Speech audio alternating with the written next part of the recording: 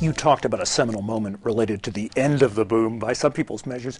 When did you know that this was a boom and that you were riding a wave, both individually as Ann Winblad, as a firm, as Hummer Winblad?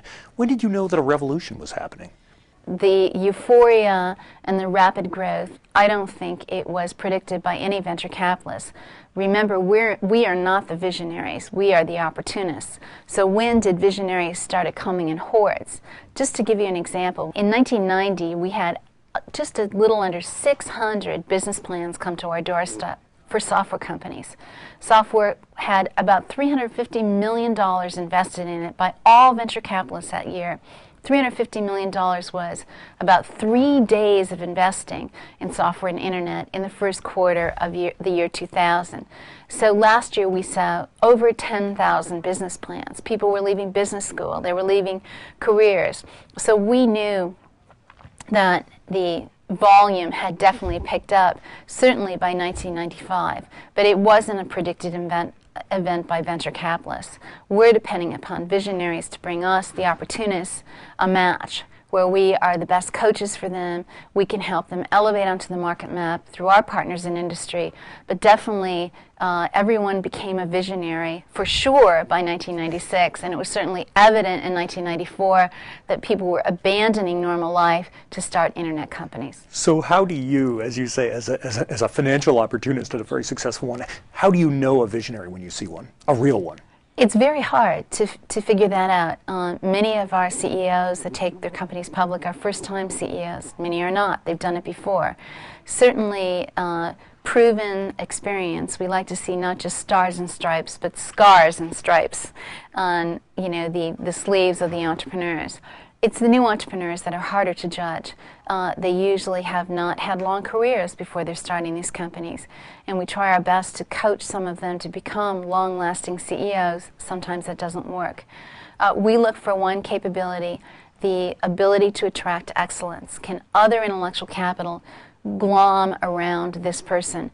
Because in the business of software and the business of internet, you're only unfair competitive advantage long-term is the quality of your intellectual capital, not your financial capital. It's the ability for you to manage and lead a passionate team that through new competitive waves can continue to innovate, continue to bring a better value proposition to the customer in face of an onslaught of shrapnel of competition. So you find a real visionary and you're talking to her or him and you've got one piece of advice to give. What is it? You better have a lot of passion for what you're doing. You better be able to imagine yourself 15 years from now still running the same company, because we really are now moving from having to act like every day is a sprint, but it is a marathon. And you better make sure that you've practiced running in a marathon before you do this, because we're back to marathon competition. So what is it with all of this success? What is it that worries you? You can't be in this industry as a warrior. Otherwise, you would basically be in a straitjacket, because there is a lot to worry about in our industry, because it's always an unfair playing field. It's never an even playing field. Again, one of the challenges of software is that it is just the next bright set of people that become major competitors to you, as well as all the existing people who've earned their way on the market map. So if you're worried about that, you're not going to be functional the next day. What you really have to do as a leader in the software industry is get up every day and realize yesterday is yesterday's accomplishment. And today I need to take a look at my key assumption set, which includes my key competitor assumption set, and see if I'm still playing the same game. And if not, I better make sure I know how to lead my company strategically, how to motivate my troops to discard yesterday's news, move on to tomorrow's news, at the same time deploying a very even strategic plan. So I am at war with the industry every day. It's a battlefield to be in the software industry. I don't cut any of my competitors out with money.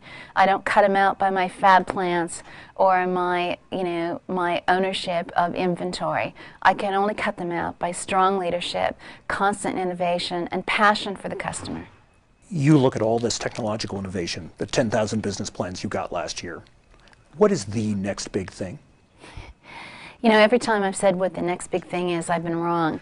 I really do think that any venture capitalist that says what the next big thing is has recast himself as a visionary. And I know the press has tried to cast several of us as visionaries, but we truly are opportunists. The next big thing for us really is probably making this fully distributed computing environment really work. It's clear that in 30 months we've assembled a global distributed computing environment that is ubiquitous across devices, serves a broad set of constituencies from corporate users that we've known for decades to consumers that we're just getting used to how to satisfy their always moving bar. And it is impossible for me to believe that that map is fully developed. And that means that there's opportunities for us at Winblad to invest in more system software, more development tools, more applications, and occasionally just the right consumer opportunity. Well, Ann Winblad, thank you very much for speaking with us. Thank you. It's too soon to say whether Ann Winblad's bet on Napster will pay off. One media company, Bertelsmann, recently announced a deal with the upstart music service. But other anti-Napster lawsuits grind on, and the company is still trying to find a way to become profitable.